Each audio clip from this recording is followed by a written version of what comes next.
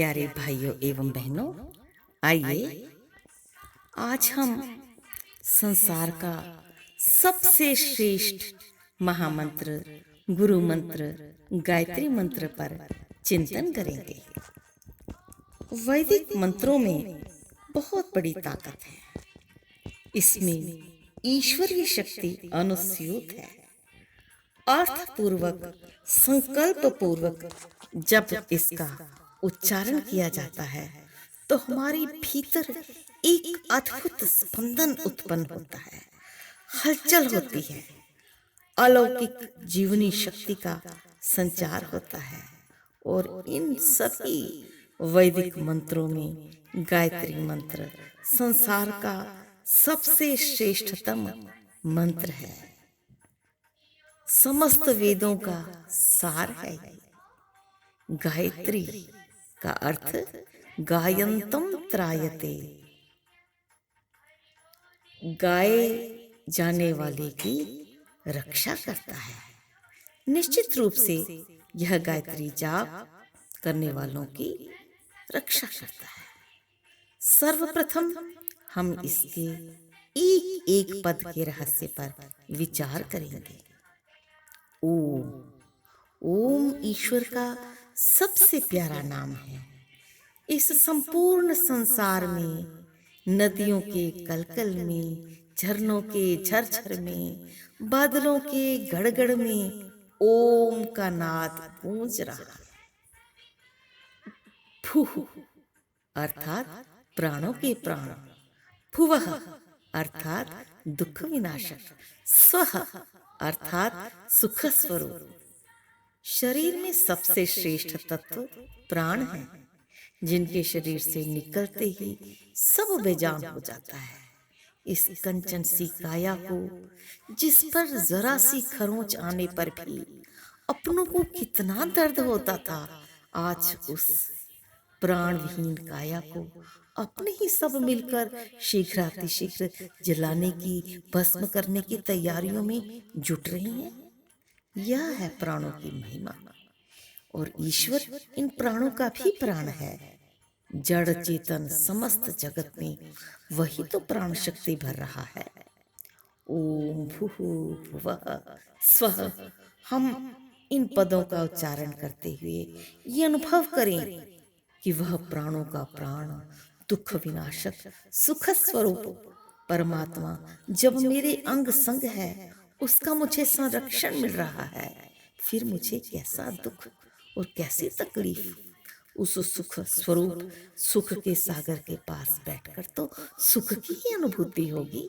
जैसे आग के पास बैठकर गर्मी और एसी के पास ठंडक महसूस होती है, इसी प्रकार उसके पास भी बैठकर सुख की अनुभूति है। अग्रिम पद है तत्। तत्सवितु। तत् अर्थात उस, किस, अनिर्वचनीय, अवर्णनीय, विलक्षण, अलौकिक। ऋषि महर्षि भी नेति नेति कहते हुए जिसकी पूर्णता नहीं पा सके, उस देवस्य सवितुः, समस्त संसार को पैदा करने वाले, प्रेरणा देने वाले सविता देव के वरेण्यम, वर्ण करने योग्य सबसे श्रेष्ठ भर्गः। भर्गः का शाब्दिक अर्थ है मसल कर, भून कर रख देने वाली, परिपक्व कर देने वाली सविता देव की तेजोमय शक्ति। आगे कहा धीमहि, उस तेजोमय शक्ति को मैं अपने भीतर धारण करता हूँ, उस पर ध्यान लगाता हूँ।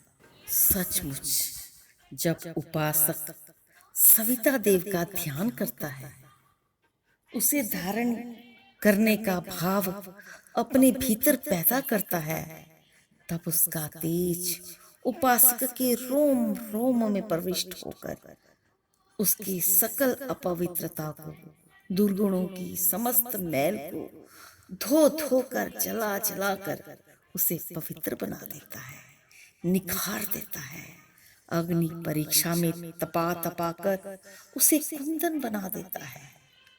उपासक महसूस करने लगता है कि क्यों जब जब मैं गलत कार्य करने लगता था तो एक चिड़चिड़ापन, बेचैनी, व्याकुलता मेरे अंदर पैदा होती थी। क्यों? जब मैं अच्छा कार्य करता था तो एक अद्भुत शांति और उत्साह होता था। अब मैं जान गया हूं कि ये सब उस सविता देव के भर्ग का ही प्रताप था, उसी की ही प्रेरणा थी। मैं इस दुनियावी शोर में उस सविता देव की प्रेरणा को सुन नहीं पाता था।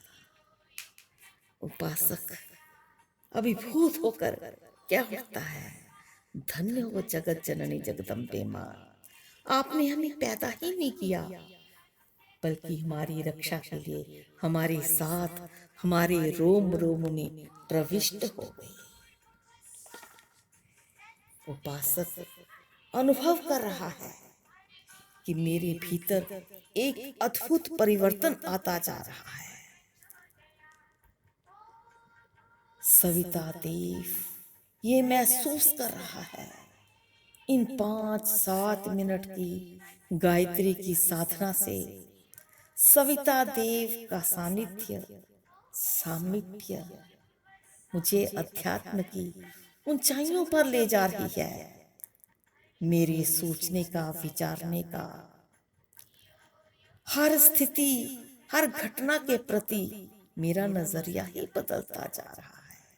मेरे में अद्भुत परिवर्तन आता जा रहा है। जब से सविता देव को भर्ग को धारण किया है, तब से मैंने अपना सर्वस्व उसी की व्यवस्था में, उसी की आज्ञा में समर्पित कर दिया है। अपनी डोर उसे सौंपकर मैं बिल्कुल निश्चिंत, शांत और पवित्र होता जा रहा हूँ।